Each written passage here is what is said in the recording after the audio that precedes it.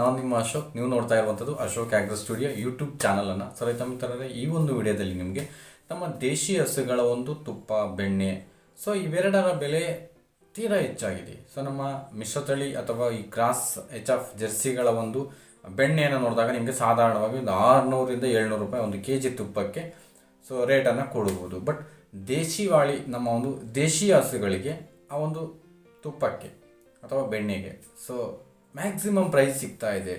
So 1000 ರೂಪಾಯಿ ತನಕ ಮಾರಿರುವಂತಹ ಒಂದು ನಮ್ಮ ಲೋಕಲ್ ಏರಿಯಾದಲ್ಲಿ 1000 ರೂಪಾಯಿ ತನಕ ಮಾರಾಟ ಆಗಿರುವಂತಹ ದೇಶಿ ಹಸುವಿನ ತುಪ್ಪ ಡಿಮ್ಯಾಂಡಬಲ್ ಆಗಿದೆ. ಯಾಕೆ ಇದಕ್ಕೆ ಇಷ್ಟೊಂದು ರೇಟ್ ಬಂತು?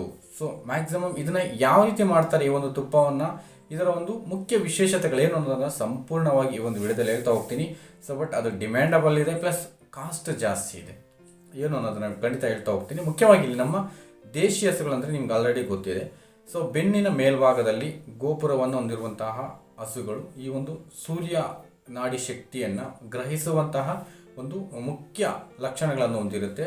ಅಂದರೆ ಮ್ಯಾಕ್ಸಿಮಮ್ ಒಂದು ಗೋಪುರದ ಬೆನ್ನಿನ ಮೇಲೆ ಇರತಕ್ಕಂತಹ ಗೋಪುರ. ಸೊ ಯಾವುದಕ್ಕೆ ನಮ್ಮ ನಾಟಿ ಹಸುಗಳ ಎಲ್ಲದಕ್ಕೂ ಸಹ ಗೋಪುರ ಇರುತ್ತೆ, ನಾಟಿ ಅಥವಾ ನಮ್ಮ ದೇಶಿ ಹಸುಗಳಿಗೆ. ಬಟ್ ಮಿಶ್ರ ತಳಿ HF ಜೆರ್ಸಿ ಹಸುಗಳಿಗೆ ಯಾವುದೇ ರೀತಿ ಗೋಪುರಗಳಿರಲ್ಲ.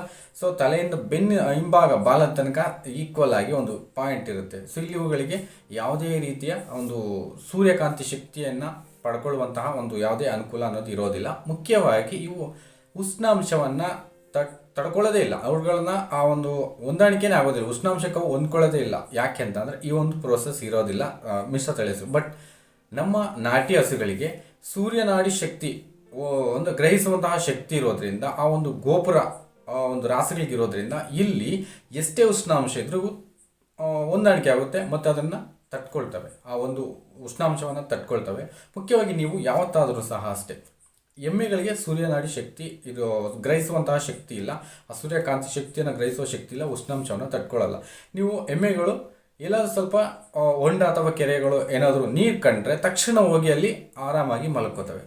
ನೀವು ಯಾವತ್ತೂ ಜನ್ಮದಲ್ಲೂ ಸಹ ನೋಡಿರಲ್ಲ ನಾಟಿ ಹಸುಗಳು, ನಮ್ಮ ದೇಶಿ ಹಸುಗಳು ನೀರು ಕಂಡ ತಕ್ಷಣ ಹೋಗಿ ಎಲ್ಲೂ ಮಲ್ಕೊಳ್ಳಲ್ಲ. ನಾವೇ ಸ್ನಾನ ಮಾಡಿಸಿದ್ರೆ ಮಾತ್ರ ಮಾಡಿಸ್ಕೋತವೆ. ಅಂದರೆ ಸುಮಾರು -2 ಡಿಗ್ರಿಯಿಂದ -2 ಡಿಗ್ರಿಯಿಂದ ಸುಮಾರು 60 ಡಿಗ್ರಿವರೆಗೂ ಉಷ್ಣಾಂಶವನ್ನು ಗ್ರಹಿಸುವ ಮತ್ತು ಅದನ್ನು ತಡೆದುಕೊಳ್ಳುವಂತಹ ಶಕ್ತಿ ನಮ್ಮ ದೇಶಿ ಹಸುಗಳಿಗೆ ಒಂದಕ್ಕೆ ಮಾತ್ರ ಇರುತ್ತೆ, ಬೇರೆ ಯಾವುದೇ ಹಸುಗಳಿಗೂ ಇರಲ್ಲ. ಅದು ಮುಖ್ಯವಾಗಿ ನಮ್ಮ ದೇಶಿ ಹಸುಗಳಲ್ಲಿ ಮತ್ತು ಅದರಿಂದ ಬರುವಂಥ ಉತ್ಪನ್ನಗಳಿರುವಂತಹ ಮಹತ್ವ. ಈ ಸೂರ್ಯನಾಡ ಶಕ್ತಿ ಇರೋದರಿಂದ ಅದು ಎಷ್ಟೇ ಉಷ್ಣಾಂಶ ಆದರೂ ತೆಗೆದುಕೊಳ್ಳುತ್ತೆ, ಆ ಒಂದು ಶಕ್ತಿಯನ್ನು ತನ್ನ ಪದಾರ್ಥಗಳ ಮುಖಾಂತರ ಹಂಚುತ್ತೆ. ಸೊ ಇದು ಕೇವಲ ನಮ್ಮ ದೇಶಿ ಹಸುಗಳಿಗಿರುವಂತಹ ಮುಖ್ಯ ಒಂದು ಪ್ರಮುಖವಾದಂತಹ ಗುಣ ಅಂತಕ್ಕಂಥದ್ದು. ಸೊ ಎಮ್ಮೆಗಳು ಸಹ ತಟ್ಕೊಳ್ಳಲ್ಲ, ನಮ್ಮ ಕ್ರಾಸ್ ಇರುವಂತಹ ರಾಸುಗಳು ಸಹ ತಟ್ಕೊಳ್ಳಲ್ಲ. ಓನ್ಲಿ ನಮ್ಮ ದೇಶಿ ಹಸುಗಳಿಗೆ ಮಾತ್ರ ಈ ಒಂದು ಪ್ರಾಮುಖ್ಯತೆ ಇದೆ. ಹಾಗೆಯೇ ಈ ಒಂದು ದೇಶಿ ಹಸುಗಳ ಕರುಗಳು ಹಾಲು ಕುಡಿದ ತಕ್ಷಣವೇ ಅವು ಅಲ್ಲೆಲ್ಲೂ ನಿಲ್ಲಲ್ಲ, ನೆಗಿತಾ ಕುಣಿತಾ ಹಾಡ್ತಾ ಅಲ್ಲಿ ಇಲ್ಲಿ ಆಟ ಆಡ್ಕೊಂಡೇ ಇರ್ತಾವೆ. ನೀವು ಎಮ್ಮೆಗಳನ್ನು ನೋಡಿ, ಹಾಲು ಕುಡಿದ ತಕ್ಷಣ ಅಲ್ಲಿ ಒಂದು ಕಡೆ ಹೋಗಿ ಮಲಗಿಬಿಡುತ್ತೆ. ಸೊ ಎಮ್ಮೆ ಹಾಲು ಅದು ಅದೇ ರೀತಿಯೇ, ಅಂದರೆ ಫ್ಯಾಟ್ ಕಂಟೆಂಟ್ ಹೆಚ್ಚಾಗಿರುತ್ತೆ. ಮನುಷ್ಯರು ಸಹ ಅಷ್ಟೇ, ಮಕ್ಕಳಿಗೆ ಏನಾದರೂ ಎಮ್ಮೆ ಹಾಲು ಕೊಟ್ಟರೆ ಒಂದು ರೀತಿ ಐಡ್ಲಾಗಿರ್ತಾರೆ, ಡೆಡ್ ಆಗಿರ್ತಾರೆ, ಹಾಗೆ ನನಗೆ ಅಂತಾರೆ ಒಂದು ರೀತಿಯಾಗಿ ಮಂಕಾಗಿರ್ತಾರೆ, ಮಂದವಾಗಿರ್ತಾರೆ. ನಾಟಿ ಹಸುವಿನ ಹಾಲು ಕುಡಿದಂಥವ್ರು ಖಂಡಿತ ಚುರುಕಾಗಿರೋದಂತೂ ಅದರಲ್ಲೆರಡು ಮಾತಿಲ್ಲ. ಈ ಒಂದು ಬೆಣ್ಣೆಯನ್ನು ತೆಗೆಯುವಂತಹ ಪ್ರೋಸೆಸ್ ಸಹ ಅಷ್ಟೇ. ನಾವೇನೋ ತೆಗಿಬೇಕು ಅನ್ನೋ ಉದ್ದೇಶದಿಂದ ತೆಗೆದಾಗ ಅದರಲ್ಲಿರುವಂತಹ ಮುಖ್ಯ ಪೋಷಕಾಂಶಗಳು ನಾವು ಲಾಸ್ ಆಗೋದಷ್ಟೇ ಅಲ್ಲದೆ ಅದು ವಿಷಕಾರಿ ಆಗೋದಕ್ಕೂ ಸಹ ಚಾನ್ಸಸ್ ಇರುತ್ತೆ. ಸೊ ಅದಕ್ಕೊಂದು ನಮ್ಮ ತಾತಂದಿರು, ನಮ್ಮ ಅಜ್ಜಂದಿರು ಅಂದರೆ ಅಜ್ಜಿಯರು ಮಾಡುವಂತಹ ಪ್ರೋಸೆಸ್ ಮೊದಲೇನಿತ್ತು ಅದನ್ನು ನಾವಿತ್ತು ಅನುಸರಿಸ್ತಾ ಇಲ್ಲ. ಮುಖ್ಯವಾಗಿ ಹಾಲು ತೆಗೆದಂತಹ ಅಂದರೆ ನಾಟಿ ಅಥವಾ ದೇಶಿ ಹಸುಗಳ ತೆಗೆದಂತಹ ಹಾಲನ್ನು ನಾವು ಕಾಯಿಸುವಂತಹ ಪ್ರೋಸೆಸ್ ಇದೆಯಲ್ವ, ಕನಿಷ್ಠ 20ರಿಂದ ಒಂದು ಸರಿ ಉಕ್ಕು ಬರುತ್ತಲ್ಲ, ಆ ಉಕ್ಕು ಬರೋ ತನಕ ಕಾಯಿಸ್ತೀವಿ. ಅದಾದ ನಂತರ ಒಂದು ಲೋ ಸ್ಲಿಮ್ಮಲ್ಲಿ ಖಂಡಿತ ಅದನ್ನು ಒಂದು 5 ಮಿನಿಟ್ಸ್ ಆದರೂ ಕಾಯಿಸಬೇಕು. ಒಂದ್ಸಲ ಉಕ್ಕು ಬಂತಂತೇಳಿ ನಾವು ತೆಗೆದ್ರೆ ಅದು ಖಂಡಿತ ಕಾಯ್ದಿರೋದಿಲ್ಲ. ಲೋ ಸ್ಲಿಮ್ಮಲ್ಲಿ ಒಂದು 5 ಮಿನಿಟ್ಸ್ ಆದರೂ ಕಾಯಿಸಬೇಕಾಗುತ್ತೆ. ಕಾಯಿಸಿದ ನಂತರ ಈ ಒಂದು ನಾವು ಫ್ರಿಜ್ಗೆ ಇಡುವಂತಹ ಒಂದು ಅಭ್ಯಾಸ ನಮ್ಮ ಮಹಿಳೆಯರಂದ್ರೆ ಈಗ ಪ್ರೆಸೆಂಟ್ ಇರುವಂತಹ ಅಕ್ಕ ತಂಗಿಯರಿಗಿದೆ. ಬಟ್ ಅದನ್ನು ಫ್ರಿಜ್ಗೆ ಇಡದಲೆ ಹೊರಗಡೆ ಇಟ್ಟರು ಸಹ ಅದು ಆಟೋಮೆಟಿಕ್ಕಾಗಿ ಹೆಪ್ಪಾಗುತ್ತೆ. ಸೊ ನೀವು ಹೆಪ್ಪಾಕುವಂತಹ ಪ್ರೋಸೆಸ್ ಮುಖ್ಯವಾಗಿರುತ್ತೆ. ಇಲ್ಲಿ ಆ ಒಂದು ಮೇಲ್ಗಡೆ ಕಟ್ಟಿರುವಂತಹ ಕೆನೆಯನ್ನು ನೀವು ಸಪ್ರೇಟ್ ಮಾಡ್ತಾರೆ ಕೆಲವರು, ಮ್ಯಾಕ್ಸಿಮಮ್ ತೆಗೆದದನ್ನ ಸಪ್ರೇಟ್ ಆಗಿಟ್ಟು ಮೊಸರು ಮಾತ್ರ ಬಳಕೆ ಮಾಡುವಂತಹ ಚಾನ್ಸಸ್ ಇರುತ್ತೆ. ಇಲ್ಲಿ ಮೊಸರು ಮತ್ತು ಕೆನೆ ಎರಡರಲ್ಲೂ ಸಹ ಪೋಷಕಾಂಶಗಳು ಮುಖ್ಯವಾಗಿ ಅವೆರಡೂ ಸಹ ಸೇರಿದ್ರಿಂದ ಉತ್ತಮವಾದಂತಹ ಬೆಣ್ಣೆ ಅಥವಾ ತುಪ್ಪ ಆಗಲಿಕ್ಕೆ ಸಾಧ್ಯ. ಬೆಣ್ಣೆಯನ್ನು ಅಂದರೆ ಕೆನೆಯನ್ನು ತೆಗೆದು ಸಪ್ರೇಟ್ ಮಾಡಿ ಕೇವಲ ಮೊಸರನ್ನು ಸಹ ಕಡ್ಕೊಂಡು ಅಂದರೆ ಅದನ್ನು ಕಡಿಯುವಂತಹ ಅದರಿಂದ ತೆಗೆಯುವಂತಹ ಪ್ರೋಸೆಸ್ ಕೆಲವ್ರ ಮನೇಲಿ ಇರುತ್ತೆ. ಬಟ್ ಎರಡನ್ನೂ ಸೇರಿಸಿ ಕಡ್ದಾಗ ಮಾತ್ರನೇ ಮುಖ್ಯವಾಗಿ ಅದರ ಪೋಷಕಾಂಶಗಳು ಹಾಗೆ ಉಳಿಯುತ್ತೆ, ಅದು ಹೆಚ್ಚು ಮಹತ್ವಕಾರಿಯಾಗಿರುತ್ತೆ. ಸೊ ಎರಡನ್ನು ನೀವು ಫ್ರಿಡ್ಜ್ಗೆ ಇಡ್ದಲೆ ಹೊರಗಡೆ ಇಟ್ಟು ಅದನ್ನು ನೀಟಾಗಿ ನೀವು ಎಪ್ಪುಗಟ್ಟಿಸ್ಬೋದು. ಎಪ್ಪುಗಟ್ಟಿಸಿದಾದ ನಂತರ ಸೊ ನೀವು ಇಲ್ಲಿ ಕಡಿಯುವಂತಹ ಪದ್ಧತಿನೂ ಅಷ್ಟೇ, ಕನಿಷ್ಠ ನೀರು ಹಾಕ್ದಲೆ ಆ್ಯಸ್ ಇಟ್ ಈಸ್ ಇಲ್ಲಿ ಕಟ್ಟಿಗೆಯಿಂದ ಅಂದರೆ ಮರದ ಒಂದು ಕಡಗೋಲುಗಳನ್ನು ಇಟ್ಟು ಕಡಿಯೋದು ತುಂಬ ಉತ್ತಮ. ಅದರಲ್ಲೂ ಸಹ ಅಲ್ಯೂಮಿನಿಯಂ ಪಾತ್ರೆಗಳಂತೂ ಬಳಸಬಾರ್ದು. ನಾವು ಮಜ್ಜಿಗೆ ಕಡಿಲಿಕ್ಕೆ ಆಗ್ಬೋದು, ಹಾಲು ಕಾಯಿಸ್ಲಿಕ್ಕೆ ಆಗ್ಬೋದು, ಅಲ್ಯೂಮಿನಿಯಂ ಪಾತ್ರೆಗಳಂತೂ ಬಳಸಬಾರದು. ಅದು ಅದರ ಒಂದು ಮಹತ್ವವನ್ನೇ ಕಳೆದುಕೊಳ್ಳುತ್ತೆ. ಸೊ ಅದರಿಂದ ಸ್ಟೀಲ್ ಆಗ್ಬೋದು, ಮುಖ್ಯವಾಗಿ ಹಿತ್ತಾಳೆ, ತಾಮ್ರ ಕಂಚು ಈ ರೀತಿ ಇದ್ದರೆ ಓಕೆ. ಮಡಿಕೆ ಒಂದು ಪಾತ್ರೆಗಳನ್ನು ಬಳಸೋದು ಸಹ ಉತ್ತಮವಾಗಿರುತ್ತೆ. ಅದರ ಒಂದು ಹ್ಯಾಂಡ್ಲಿಂಗ್ ಅಂದರೆ ಒಂದು ನಾವು ಬಳಕೆ ಮಾಡುವಂತಹ ಪ್ರೋಸೆಸ್ ಈಗಿನ ಒಂದು ಹೆಣ್ಮಕ್ಳಿಗೆ ಇಲ್ಲದೆ ಇರೋದ್ರಿಂದ ಅದು ಬೇಗನೆ ಹಾಳಾಗುತ್ತೆ ಮಡಿಕೆ. ಆದ್ದರಿಂದ ನೀವು ಸ್ಟೀಲ್, ಅಲ್ಯೂಮಿನಿಯಂ ಬಿಟ್ಟು ಸ್ಟೀಲನ್ನು ಬಳಸಿದ್ರೆ ಓಕೆ. ಇಲ್ಲಿ ಕಡಿಯುವಂತಹ ಪ್ರೋಸೆಸ್ಸಲ್ಲಿ ಕನಿಷ್ಠ ನೀವು ಒಂದು 20-25 ನಿಮಿಷ ಕಡಿಲೇಬೇಕಾಗುತ್ತೆ. ಈ ಕಡೆದಂತಹ ಒಂದು ಮೊಸರಿಗೆ ಎಷ್ಟು 1 ಲೀಟ್ರ್ ಮೊಸರಿಗೆ ನೀವು ಕನಿಷ್ಠ 2 ಲೀಟರ್ ಅಷ್ಟು ನೀರನ್ನು ಹಾಕ್ಕೋಬೇಕಾಗುತ್ತೆ ಸೊ ಬೆಣ್ಣೆ ಬರಲಿಕ್ಕೆ. ಸೊ ಈ ಪ್ರೋಸೆಸ್ಸಲ್ಲಿ ಬೆಣ್ಣೆ ಅಂತಕ್ಕಂಥದ್ದು ನಮಗೆ ಸ್ವಲ್ಪ ಕಡಿಮೆ ಬರುತ್ತೆ, ಒಂದೇ ದಿನದಲ್ಲಿ ನಾವು ಅದನ್ನು ಕಾಯಿಸ್ಲಿಕ್ಕೂ ಬರೋದಿಲ್ಲ. ಆ ಉದ್ದೇಶಕ್ಕೋಸ್ಕರ ಬಂದಂತಹ ಬೆಣ್ಣೆಯನ್ನು ಮಜ್ಜಿಗೆಯಲ್ಲಿ ನೀವು ಅಂದರೆ ಸುಮಾರು ದಿವಸಕ್ಕೆ ಸ್ಟೋರ್ ಮಾಡಬೇಕು ಅಂತಂದರೆ ಸೊ ನೀವು ಹೊರಗಡೆ ತೆಗೆದು ಫ್ರಿಡ್ಜ್ಗೆ ಇಡೋದು ಬದಲಾಗಿ ಆ ಮಜ್ಜಿಗೆಯಲ್ಲಿ, ಹುಳಿ ಮಜ್ಜಿಗೆಯಲ್ಲಿ ಬಿಡಬೇಕು.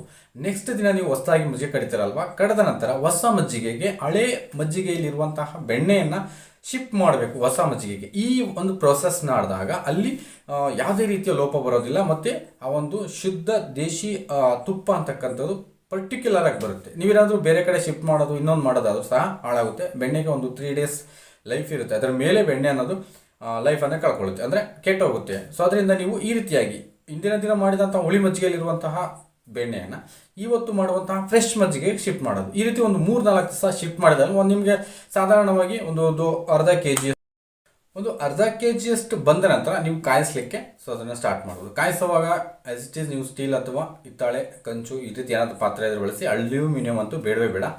ಸೊ ಈ ರೀತಿ ಅದನ್ನು ಕಾಯಿಸ್ಬೇಕಾದ್ರೆ ನೀವು ಮ್ಯಾಕ್ಸಿಮಮ್ ನೀವು ಲೋ ಸ್ಲಿಮ್ಮಲ್ಲಿಟ್ಟು ಚೆನ್ನಾಗಿ ಅದು ಸ್ಮೆಲ್ ಬರೋ ತನಕ ಕಾಯಿಸ್ಕೋಬೇಕು. ಇಲ್ಲಿ ಮುಖ್ಯವಾಗಿ ನಮ್ಮ ಹಿರಿಯರು ಏನು ಹೇಳ್ತಾರೆ ಅಂದರೆ ತುಪ್ಪಕ್ಕಿಂತ ಬೆಣ್ಣೆನ ಉತ್ತಮ ಅಂತ ಹೇಳ್ತಾರೆ. ಸೊ ಬೆಣ್ಣೆನೇ ನೇರವಾಗಿ ತಿನ್ನೋದ್ರಿಂದ ಮ್ಯಾಕ್ಸಿಮಮ್ ಪೋಷಕಾಂಶಗಳು ದೊರೀತದೆ. ಈ ತುಪ್ಪ ಯಾಕೆ ಮಾಡ್ಕೊಳ್ತಾರೆ ಅಂದರೆ ಬೆಣ್ಣೆಗೆ ಲೈಫ್ ಸ್ಪ್ಯಾನ್ ಕಡಿಮೆ ಇರೋದ್ರಿಂದ, ಅಂದರೆ ಅದರ ಒಂದು ಕೆಡುವಿಕೆ ಪ್ರಮಾಣ 3-4 ದಿನದಲ್ಲಿ ಬೆಣ್ಣೆ ಅನ್ನೋದು ಅದರ ಒಂದು ಶುದ್ಧತೆಯನ್ನು ಶುದ್ಧತೆ ಕಳ್ಕೊಳ್ಳೋದ್ರಿಂದ ಸೊ ಅದನ್ನು ಹೆಚ್ಚು ದಿನಗಳ ಕಾಲ ನಾವು ನಿಲ್ಲಿಸಬೇಕು ಅಂತಂದರೆ ತುಪ್ಪವಾಗಿ ಕನ್ವರ್ಟ್ ಮಾಡಬೇಕಾಗುತ್ತೆ. ಸೊ ಆ ಉದ್ದೇಶಕ್ಕೋಸ್ಕರ ಬೆಣ್ಣೆಯಿಂದ ತುಪ್ಪವಾಗಿ ಕನ್ವರ್ಟ್ ಮಾಡ್ತಾರೆ. ಮ್ಯಾಕ್ಸಿಮಮ್ ಈ ಒಂದು ಬಾಣಂತಿರಿಗಾಗ್ಬೋದು, ಮಕ್ಕಳಿಗಾಗ್ಬೋದು, ನಾವು ಬೆಣ್ಣೆಯನ್ನೇ ನೇರವಾಗಿ ಕೊಡೋದ್ರಿಂದ ಅದರ ಒಂದು ಪೋಷಕಾಂಶಗಳು ಶೀಘ್ರವಾಗಿ ಮತ್ತು ಉತ್ತಮವಾಗಿ ಲಭ್ಯವಾಗುತ್ತೆ ದೇಹಕ್ಕೆ. ಇಲ್ಲಿ ಸುಮಾರು ಒಂದು ರೀತಿಯ ಅನುಕೂಲಗಳಂತೂ ಇದ್ದಾವೆ. ಈ ಬಾಣಂತಿಯರಿಗೆ ಹೆರಿಗೆ ಸಮಯದಲ್ಲಿ ಆಗುವಂತಹ ಒಂದು ಅನಾನುಕೂಲವನ್ನು ತಪ್ಪಿಸಲಿಕ್ಕೋಸ್ಕರ ಸಹ ನಾಟಿ ಅಥವಾ ದೇಶಿ ಹಸುಗಳ ಬೆಣ್ಣೆಯನ್ನು ತಿನ್ನಿಸ್ತಾ ಇರ್ತಾರೆ. ಸೊ ಕೆಲವೊಂದು ಊರುಗಳಲ್ಲಿ ಈ ಪ್ರೆಸೆಂಟ್ ಸಿಚುವೇಶನ್ಸಲ್ಲಿ ಏನು ಮೆಡಿಸಿನ್ಸ್ಗಳನ್ನು ಕೊಟ್ಟು ಇದು ಮಾಡ್ತಾರೆ, ಇಂದಿನ ಕಾಲದಲ್ಲಿ ಆಗುವಂತಹ ಪ್ರೋಸೆಸ್ ಏನಿತ್ತು ಅದು ಸಂಪೂರ್ಣವಾಗಿ ವೈಜ್ಞಾನಿಕವಾಗಿತ್ತು ಮತ್ತು ಅದು ಉತ್ತಮವಾಗಿ ಸಹ ಇತ್ತು. ಸೊ ಅದರಿಂದ ಬೆಣ್ಣೆಯನ್ನು ನಾವು ನೀಟಾಗಿ ತೆಗೆದುಕೊಂಡು ಸೊ ಈ ರೀತಿ ಲಾಂಗ್ ಪ್ರೋಸೆಸ್ಸನ್ನು ನಾವೆಲ್ಲ ಈ ಒಂದು ದೇಶಿ ಹಸುವಿನ ಪ್ರೋಸೆಸ್ ನೋಡಿದ್ವಲ್ಲ, ಈ ಪ್ರೋಸೆಸ್ ಇರೋದ್ರಿಂದ ಇದಕ್ಕೆ ಮತ್ತು ಇದರ ಉತ್ತಮವಾದಂತಹ ಔಷಧೀಯ ಗುಣಗಳು ಹೆಚ್ಚಾಗಿರೋದ್ರಿಂದ ಈ ಒಂದು ದೇಶೀಯ ಹಸುವಿನ ತುಪ್ಪಕ್ಕೆ ರೇಟ್ ಯಾವತ್ತೂ ಸಹ ಹೆಚ್ಚಿದ್ದೇ ಇರುತ್ತೆ. ಸೊ ನಾವು ಅದನ್ನು ಹೆಚ್ಚು ಸಹ ಉತ್ಪಾದನೆ ಮಾಡೋಕ್ಕಾಗೋದಿಲ್ಲ, ಶೀಘ್ರವಾಗಿ ನಾವು ಹೆಚ್ಚು ಉತ್ಪಾದನೆ ಮಾಡಲಿಕ್ಕೂ ಬರೋದಿಲ್ಲ. ಆದರೆ ನೀವು ಕ್ರಾಸ್ ಅಥವಾ ನಮ್ಮ ಒಂದು HF ಜರ್ಸಿ ಹಸುಗಳ ಒಂದು ಬೆಣ್ಣೆಯನ್ನು ಶೀಘ್ರವಾಗಿ ನಾವು ಹೆಚ್ಚು ಉತ್ಪಾದನೆ ಮಾಡ್ಬೋದು. ಸೊ ಯಾಕೆಂದರೆ ಅದರ ಹಾಲಿನ ಪ್ರಮಾಣವೂ ಹೆಚ್ಚಾಗಿರುತ್ತೆ, ಅದರಿಂದ ಬರುವಂತಹ ತುಪ್ಪದ ಅಥವಾ ಬೆಣ್ಣೆಯ ಪ್ರಮಾಣ ಸಹ ಅಧಿಕವಾಗಿರುತ್ತೆ. ಸೊ ಆ ಉದ್ದೇಶಕ್ಕೋಸ್ಕರ ಕಡಿಮೆ ಅವಧಿಯಲ್ಲಿ ಲಭ್ಯತೆ ಅನ್ನೋದು ಕಡಿಮೆ ಇರುತ್ತೆ ದೇಶೀಯ ಹಸುಗಳ ಒಂದು ಬೆಣ್ಣೆ ಅಥವಾ ತುಪ್ಪ. ಸೊ ಅದರ ಔಷಧಿ ಗುಣಗಳು ಹೆಚ್ಚಾಗಿರೋದ್ರಿಂದ ಸೊ ಅದಕ್ಕೆ ಕನಿಷ್ಠ ನಿಮಗೆ ಹೆಚ್ಚು ಬೆಲೆ ಅಂತಕ್ಕಂಥದ್ದು ದೊರೆಯುತ್ತೆ. ಸೊ ಔಷಧಿ ಅಂದರೆ ಯಾವುದೇ ಒಂದು ಇತರೆ ಔಷಧಿಗಳನ್ನು ನಾವು ತಯಾರು ಮಾಡ್ಕೊಳ್ಳಿಕ್ಕೂ ಸಹ ದೇಶೀಯ ಹಸುವಿನ ಒಂದು ತುಪ್ಪ ಅಥವಾ ಬೆಣ್ಣೆನೇ ಕೇಳ್ತಾ ಹೊರತು ಸೊ ಎಮ್ಮೆದಾಗಲಿ ನಮ್ಮ ಒಂದು HF ಜರ್ಸಿ ಹಸುಗಳ ಒಂದು ಬೆಣ್ಣೆಯನ್ನು ತುಪ್ಪವನ್ನು ಕೇಳಲಿಕ್ಕೆ ಹೋಗೋದಿಲ್ಲ. ಸೊ ಅದಕ್ಕೆ ಯಾರೆಲ್ಲ ಈ ದೇಶೀಯ ಹಸುವಿನ ಒಂದು ಹಾಲಿನಿಂದ ಬೆಣ್ಣೆ ಅಥವಾ ತುಪ್ಪವನ್ನು ತಯಾರು ಮಾಡ್ತಾ ಇದ್ದೀರಾ, ಸೊ ಈ ಪ್ರೋಸೆಸ್ಸನ್ನು ಅನುಸರಿಸಿ ಮಾಡಿ ಮತ್ತು ನಿಮ್ಮ ಮನೆ ಬಳಕೆಗೆ ನೀವು ಮಾಡ್ಕೊಳ್ಳಿದ್ದಾರೆ ನಿಮ್ಗೆ ಉತ್ತಮ ಆರೋಗ್ಯ ಸಿಗುತ್ತೆ. ಇತರರಿಗೂ ಸಹ ನೀವು ಒಳ್ಳೆ ಶುದ್ಧ ಮತ್ತು ಪರಿಶುದ್ಧವಾದಂತಹ ತುಪ್ಪ ಅಥವಾ ಬೆಣ್ಣೆಯನ್ನು ಹಂಚುವುದವರು ನೀವು ಆಗ್ತೀರಾ ಅಂತ ಈ ಒಂದು ವಿಡಿಯೋದಲ್ಲಿ ಹೇಳಲಿಕ್ಕೆ ನಾನು ಇಷ್ಟಪಡ್ತಾ ಇದ್ದೀನಿ. ಥ್ಯಾಂಕ್ ಯು ಸೋ ಮಚ್ ವಿಡಿಯೋನ ವಾಚ್ ಮಾಡಿದ್ದಕ್ಕೋಸ್ಕರ. ಹಾಗೆ ಈ ವಿಡಿಯೋ ಇಷ್ಟ ಆಯಿತು ಅಂತಂದರೆ ಲೈಕ್ ಮಾಡಿ, ಇತರರು ಸಹ ಹಂಚ್ಕೊಳ್ಳಿ ಅಂತ ಹೇಳ್ತಾ ನಮಸ್ಕಾರ.